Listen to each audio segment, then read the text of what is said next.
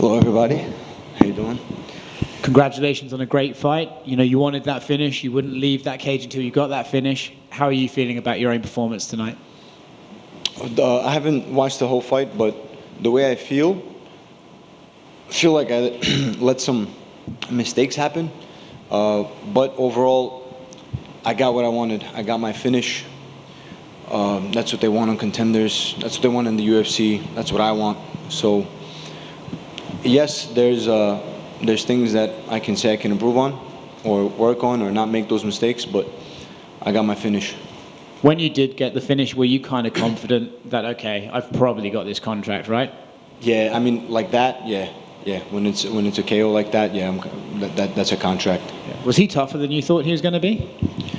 I knew he was tough. Look, he has a strong reason to be here. You know, I know the background. I know the whole story where he's from Afghanistan. He came on those last planes in November when they had that revolution, or however you want to call it there. I knew he had a strong reason to be here. He wasn't going to go out that easy. He wasn't going to go out, period, until you put him out. So I expected him to be tough. I didn't expect him to wrestle like that. I actually thought he was going to try to style on me with his range and 1-2 down the mat. I thought he was going to do that a lot more. But listen, I think the body shot might have cut that in half. I think he went to the grappling after he landed a pretty awesome body shot. Yeah. Were you surprised that the fight went on as long as it did? Because to the people in the room, it felt like maybe after that second round, they could maybe call it on the stool. Were you expecting, okay, he's still here, we're still going? I just remember these breaks that we kept taking.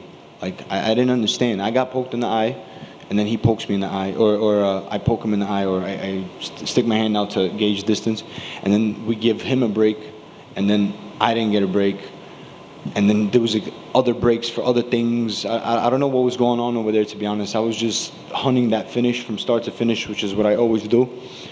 So I don't know why we kept taking breaks, but it only worked out for my benefit. I only got hungrier for that finish once we did take those breaks. As you said, you got the contract, that's what you came here for. So last one from me, how exactly does it feel for you right now to be sitting on this stage and knowing, hey, next time I fight, it will be in the UFC? Lifelong dream. It's everybody's.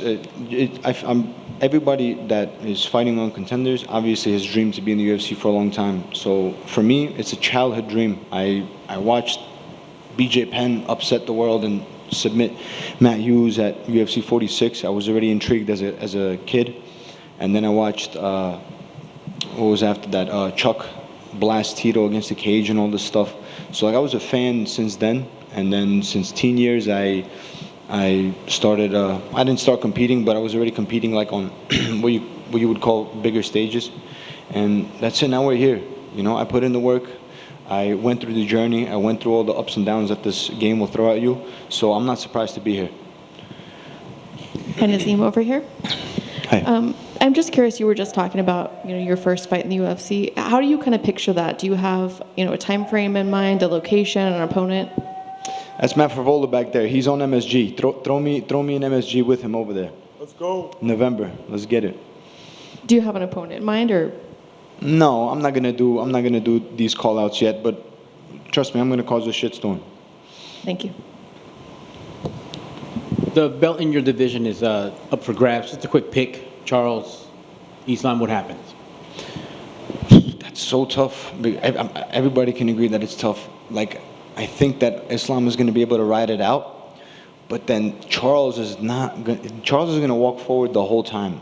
In the stand-up, Islam gauges distance. He controls the distance, controls the range. Charles is gonna walk right up to him, and he's not gonna care if he gets taken down because he's gonna threaten off his back. So if Islam wins this, I know that Charles is gonna bring drama and he's gonna bring dangerous moments in that fight. And I know as a lifelong fan, you'll be watching. Absolutely.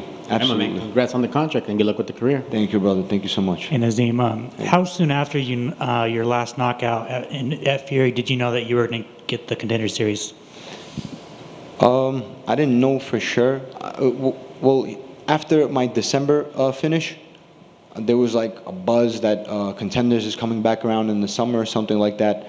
I wasn't guaranteed a spot on there, but I wasn't going to sit anyways. I wanted to keep busy. I sat out like 20 months from 2020 during COVID, and I had all these injuries that almost felt like a nightmare. It was like all back to back. So as soon as I got that Fury FC 3-fight deal, I was hungry to get in there back to back to back. I fought in October. 8 weeks later, I'm on the December card, and then like 12 weeks later, I'm on the March card.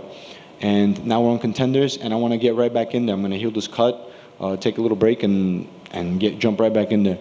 What was the phone call like when you knew that you were going to get the shot? I remember where I was. I was in the gym. Where else could I be? I was in the gym, but the phone call, it was like, I took a second. I stopped. When I got the text from my manager, shout out to Danny Ruby, I got my text saying I'm going to be on Contender against Ahmad Hassanzadeh. So I just sat for 5 minutes in the gym. I stopped what I was doing, and I'm like, this is my shot right here. This is my shot. And what was this, 3 months ago? This was in the middle of April, end of April, I found out. My mind has just been to do what I did tonight. And that's it, we're here, UFC. Congratulations. Thank you.